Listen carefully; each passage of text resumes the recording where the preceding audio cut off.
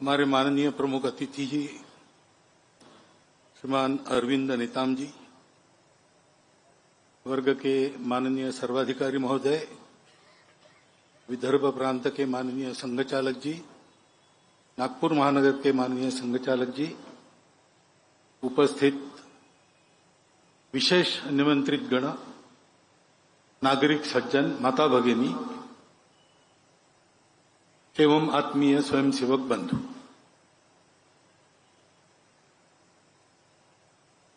एक विशेष वातावरण में यह अपना समापन कार्यक्रम संपन्न हो रहा है। संघ के स्वयंसेवकों के लिए शताब्दी समारोह शुरू होने के पूर्व का ये वर्ग है। 1.25 साल चल रहा है, वो पूरा होगा विजयदशमी को। उसके बाद उस निमित्त जो कुछ योजना हमारी है वो वर्ष भर चलेगी, परंतु एक तात्कालिक वातावरण जो खड़ा हुआ है कुछ दिनों से देश में, पहलगाम में जो हमला हुआ, नृशंस हमला हुआ और हमारे नागरिकों को हमारे देश के अंदर आकर आतंकवादियों के द्वारा मारा गया, तो स्वाभाविक सबके मन में दुख था, क्रोध था और अपराधियों को शासन होना चाहिए इसकी उत्कट इच्छा थी। तो कुछ कार्रवाई हुई और शासन किया गया। इस सारे प्रसंग में अपने सेना की क्षमता और वीरता फिर से एक बार चमक उठी। रक्षा के विषय को लेकर जो तरह तरह के अनुसंधान हमारे होते हैं, उनका कारगर होना साबित हो गया। उनके पराक्रम के साथ निर्णय लेना और करने के लिए कहना, ये जिनका दायित्व है ऐसे शासन प्रशासन के लोग, उनकी दृढ़ता भी हम सब ने देखी।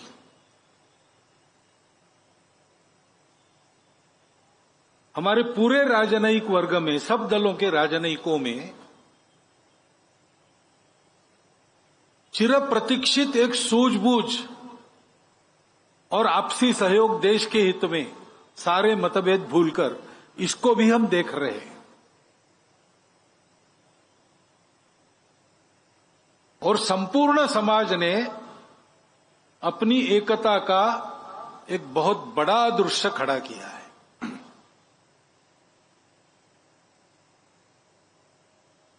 ये दृश्य अगर चिरस्थायी होता है, प्रसंग पुराना होने पर फीका नहीं पड़ता है और चलते रहता है, तो अपने देश के लिए ये बहुत बड़ा संबल है। और इसलिए देशभक्ति के इस वातावरण में सारे मतभेद जैसे हम भूल गए हैं, आपसी स्पर्धाएं भूल गए, देश के हित में स्पर्धक एक दूसरे का सहयोग कर रहे, ये जो चित्र खड़ा हुआ है वो वास्तव में उत्तम प्रजातंत्र का दृश्य, ये आगे भी चलते रहना चाहिए, ऐसी सदिच्छा हम सबके मन में है। क्या होगा, कैसे होगा, कोई बता नहीं सकता, परंतु ऐसा होना चाहिए, ऐसा तो सबको लगता है। क्योंकि हम ये भी जानते हैं कि ये सब होने के बाद समस्या तो मिटी नहीं। टेढ़ापन जब तक कायम है, द्विराष्ट्रवाद का भूत जब तक मन में कायम है, शांतिपूर्वक रह सके इसलिए अलग हुए और अलग होने के साथ ही अशांति करना प्रारंभ किया, ये दोगलापन जब तक जाता नहीं तब तक देश पर ये खतरे बने रहेंगे।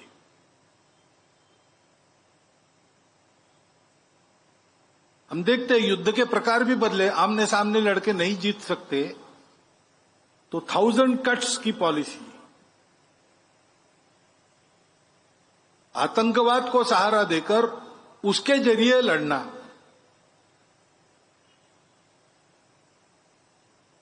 साइबर वॉर से लेकर सारी बातें एक प्रकार से एक छद्म युद्ध,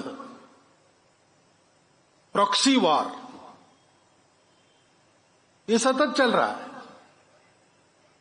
बार बार शासन करने के बाद भी, बार बार सारी दुनिया ने कहने के बाद भी ये बात जाती नहीं है। और युद्ध के प्रकार आजकल बदल गए। आमने सामने आकर लड़ना, जो जीतेगा वो सिकंदर, ये नहीं रहा। अपने घर में बैठकर ही बटन दबाकर इधर ड्रोन्स छोड़े जा सकते हैं। युद्ध की नई नई तकनीकें आ रही है। ये सारी स्थिति हमारे सामने आई है। इस निमित्त दुनिया के देश क्या क्या करते हैं, क्या क्या जो उन्होंने किया है, उनकी भी परीक्षा हो गई है। सत्य के साथ पूर्णता खड़े कौन होते हैं, कौन उसमें भी अपने स्वार्थ देखकर और उस प्रकार चलते हैं, और कौन सही सही हमारे विरोधी ही है। उनके अपने स्वार्थों के कारण ही है, परंतु यह सारी परीक्षा भी हो गई है। और इसलिए ये बात ध्यान में आती है कि अपनी सुरक्षा के मामले में हम लोगों को स्वनिर्भर होना ही पड़ेगा। हम तो सत्य और अहिंसा वाले देश है। हमारी तरफ से दुनिया में हमारा कोई भी दुश्मन नहीं है, परंतु दुनिया में दुष्टता है, उसके चलते बिना कारण इस प्रकार वारदातें करने वाले लोग हैं। तब तक हम लोगों को अपनी सुरक्षा के लिए पूर्ण सन्नद्ध और पूर्ण सजग होना पड़ेगा। नई नई प्रकार की तकनीक, उसका अनुसंधान होना चाहिए। सेना प्रमुख ने कह दिया कि सारे अनुभव का हम भी विचार कर रहे हैं, हमको कहां कहां और आगे बढ़ना है, क्या क्या करना है, ये सब चलना चाहिए। सेना, शासन, प्रशासन, ये सब लोग ये करें, परंतु केवल इनसे नहीं होता।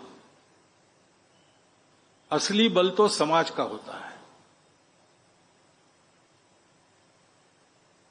द्वितीय महायुद्ध में लगातार महीना भर अपनी पूरी ताकत एक करके हिटलर ने लंदन पर बमबारी की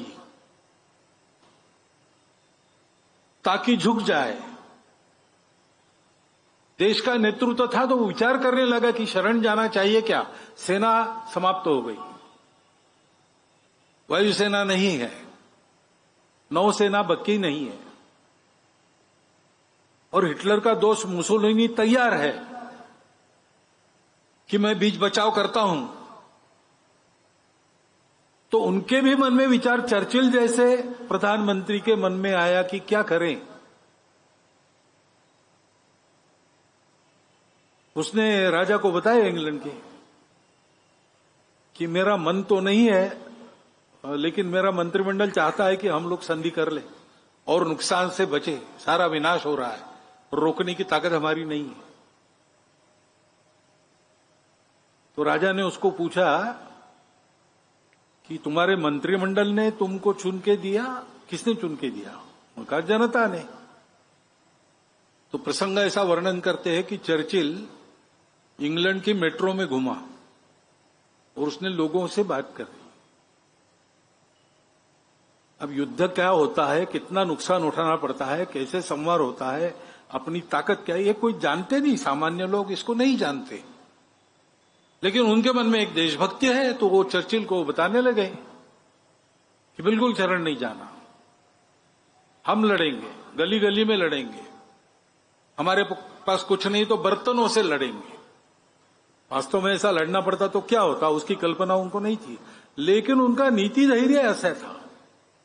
उसके आधार पर चर्चिल ने कहा, फिर पार्लियामेंट में जाकर संधि का विचार छोड़ दिया और कहा कि हम आसमान में लड़ेंगे, समुद्र में लड़ेंगे, सर्वत्र लड़ेंगे, और कदाचित इस लड़ाई में अगर हमको विजय नहीं मिली तो हमारी अगली पीढ़ी हमारे साम्राज्य में जो बाकी देश है वहां जाकर लड़ाई जारी रखेगी, लेकिन पूर्ण विजय प्राप्त किए बिना हम रहेंगे नहीं, शरण तो बिल्कुल नहीं जाएंगे। ये बल उनको कहां से प्राप्त हुआ? युद्ध के बाद चर्चिल का अभिनंदन किया समाज ने। उस अभिनंदन में कहा गया कि Churchill is a lion of England. तो चर्चिल में उत्तर ने कहा कि मैं लॉयन नहीं हूं, मैं सिंह नहीं हूं। You were the lions, I only roared for you. आप सिंह थे, मैंने आपके तरफ से गर्जनाएं की। वास्तव में ऐसा ही रहता है। देश का असली बल उसके समाज का बल होता है, और इसलिए हमारे समाज को बहुत सजग रहना चाहिए, एक रहना चाहिए। हमारा देश विविधताओं का देश है, कई प्रकार की विविधताएं हैं और समस्याएं भी है, और कभी कभी एक की समस्या दूसरे के ध्यान में नहीं आती, एक के लिए लाभ के बाद दूसरे के लिए नुकसान की होती है।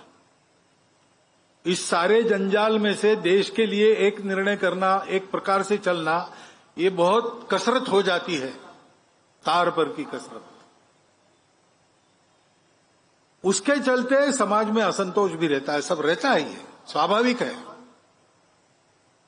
और वाजबी भी है। परंतु हमारे देश के हित के सामने ये सब हमारे लिए जायज नहीं है। हर हालत में समाज के किसी वर्ग की किसी वर्ग से लड़ाई न हो, ये हमको देखना ही पड़ेगा। आपस में सद्भावना का ही व्यवहार रखना पड़ेगा। भावनातिरेक में आतताईपन करना, जहां आवश्यक नहीं वहां झगड़ा निकालना, प्रतिक्रिया में कानून हाथ में लेकर चाहे जो करना, ये ठीक नहीं है।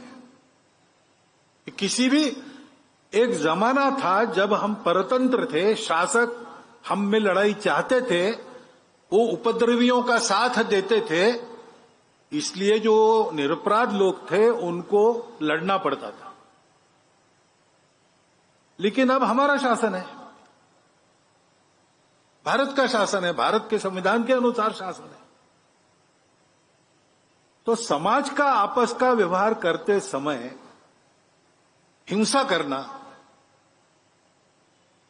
बिना कारण गाली गलौज वाली भाषा का उपयोग करना, प्रतिक्रिया में आके कुछ भी बोलना, ये सारी बातें हमको छोड़ देनी पड़ेगी।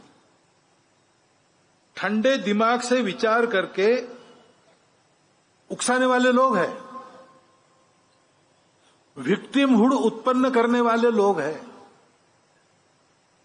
भड़काऊ भाषा उत्पन्न करने वाले लोग हैं, इन सबके चंगुल में नहीं फंसना।